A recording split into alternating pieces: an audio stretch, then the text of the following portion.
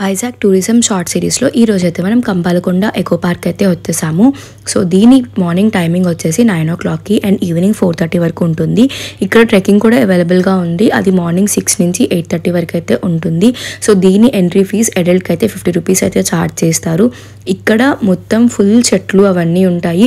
చూస్తున్నారు కదా, మొత్తం వే అంతా ఇలా ఉంటుంది. మీరు కార్ కూడా లోపలికి తీసుకెళ్ళచ్చు. అది 1000 రూపీస్ ఛార్జ్ చేస్తారు ఎక్స్ట్రాగా. అండ్ ఇక్కడ పిల్లలు ఆడుకోవడానికి అవన్నీ ఉంటాయి. అండ్ ఇక్కడ ఉయ్యాల దగ్గర మమ్మీకి కాళ్ళు అందట్లేదు, సో అందుకని ట్రై చేస్తుంది అనమాట.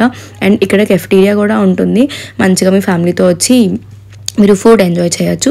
అండ్ ఇక్కడ మెయిన్ అట్రాక్షన్ వచ్చేసి boating and adventure zone. So ఈ బోటింగ్ అండ్ కయాకింగ్ రెండు ఉంటాయి ఇక్కడ. ఏదైనా సరే పర్ హెడ్ వచ్చేసి 200 అయితే వాళ్ళు ఛార్జ్ చేస్తారు.